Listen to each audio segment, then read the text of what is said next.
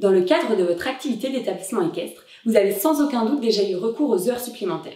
Que ce soit par exemple pour missionner votre monitrice d'accompagner les cavaliers en concours, pour pallier à un pic d'activité soudain, ou encore lorsqu'un collègue est absent.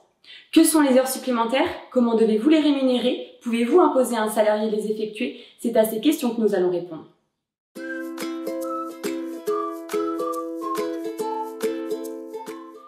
Chaque heure travaillée au-delà de la durée légale de travail, qui est en principe de 35 heures, est considérée comme une heure supplémentaire.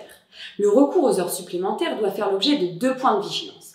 1. Il ne doit pas avoir pour conséquence de dépasser les durées maximales du travail fixées pour un temps plein à 10 heures par jour et 46 heures par semaine, ou 44 heures en moyenne sur une période de 12 semaines consécutives.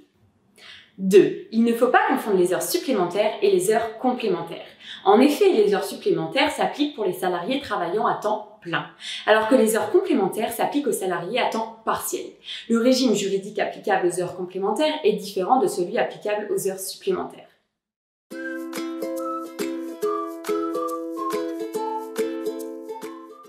En contrepartie des heures supplémentaires, vous avez le choix entre soit rémunérer ces heures en appliquant une majoration salariale, soit accorder un temps de repos compensateur aux salariés. Si vous optez pour une majoration de salaire, vous devez le faire comme suit. Pour les 8 premières heures supplémentaires effectuées, c'est-à-dire de la 36e heure à la 43e heure incluse, la majoration salariale s'élève à 25%.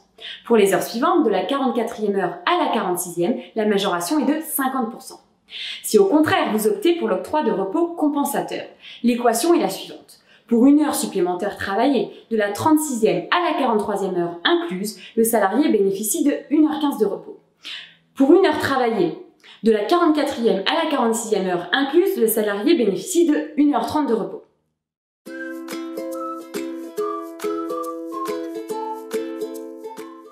Le recours aux heures supplémentaires fait partie des prérogatives de l'employeur dans l'exercice de son pouvoir de direction.